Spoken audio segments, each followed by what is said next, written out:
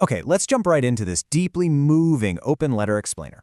So today we're exploring a seriously powerful message designed for anyone out there struggling with, well, profound feelings of isolation, right? If you've ever felt completely unmoored from the world around you, like you're just kind of drifting, this explainer is built specifically for you.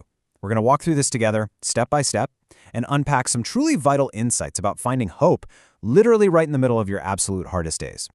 So think about this. Do you ever feel sad and alone even when you're completely surrounded by friends and family? Man, it's such a heartbreaking paradox, isn't it? You know the feeling. You can be in a crowded room, sitting right next to the people you love the most, and still feel entirely detached. It's that heavy, silent sense that you're just too different from everyone around you to ever truly fit in. If you're nodding your head right now, I want to validate that feeling immediately. It is incredibly real, it's so heavy, and trust me, you are far from the only one who feels it. Section 1. Feeling lost and alone. The unseen struggle. Look, it is genuinely exhausting to constantly feel unseen, unheard, and totally misunderstood. When you try your hardest to connect, but feel like absolutely nothing you say or do actually matters, it just becomes this massive internal battle. You start to feel completely insignificant to everyone around you. It's like you're fading into the background of your own life. And when you feel that invisible, it becomes overwhelmingly hard to keep hanging on day by day. We absolutely have to acknowledge how incredibly difficult it is to wake up and keep pushing forward when you feel entirely isolated from the people you love. Just waking up requires so much energy, right? And when your emotional reserves are completely drained by loneliness, well, just existing feels like a monumental task. Moving on to Section 2. Acknowledging the dark place. Better days are waiting. We really need to normalize this experience because being in that dark place, it isn't a failure at all. Actually, it's a reality for so many of us. And sure, the path out of it isn't going to be wonderfully easy and it certainly won't happen overnight. But holding on is absolutely worth it. Better days are out there. They really are. Just waiting for you to catch up to them. Like this says, you aren't alone and there are people out there that you can reach out to. Even on the days when it feels utterly impossible to listen to anything other than the grief, the fear, and the loneliness that might be haunting you in that dark place, a lifeline exists. You do not have to carry the entire weight of the world all by yourself. No way.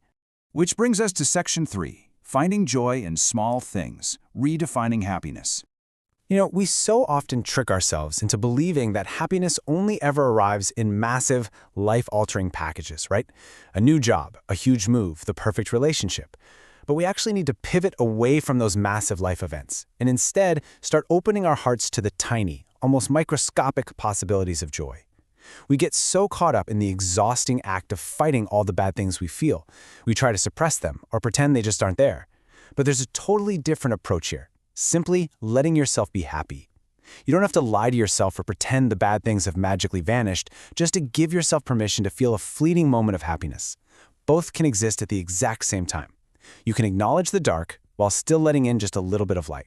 Because true happiness, it's found in dozens of tiny, everyday victories. Getting out of bed, taking a shower, making it through a single meal without crying, catching a stranger's smile when they hold the door for you, taking a really nice nap, just playing with your pet. These aren't just trivial moments.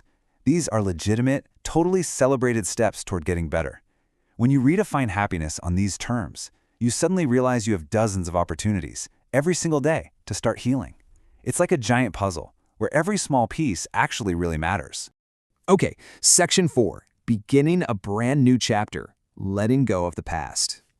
Now, we absolutely have to talk about the incredibly heavy burden we carry when our lives simply don't turn out the way we dreamed or, the way we meticulously planned. This demands a profound mindset shift. You literally have to let go of what you think your life ought to be. All those expectations, the strict timelines, the constant comparisons to where you thought you'd be by now, you just have to let that go. You have to trade all of that for fully embracing the things you have right now, right at this exact moment. Because letting go of those painful past expectations, that is the only real way to anchor yourself fully in the present. Because honestly, here is the mechanical truth of the whole situation.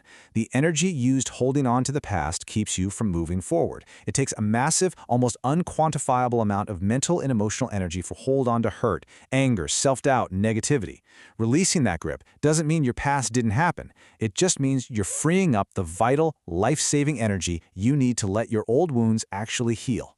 And eventually, it brings love back into your world. I just absolutely love this next thought. The most remarkable thing you're ever going to do in life is to let yourself be happy. I mean, take a second and just think about your own resilience. You have come so far. You have survived literally every single bad day you've ever had, and you aren't anywhere near stopping. But despite all the amazing things you might go on to do, making the conscious choice to not let sadness define the rest of your life, that is for sure your absolute greatest achievement. You are worthy. You are not alone.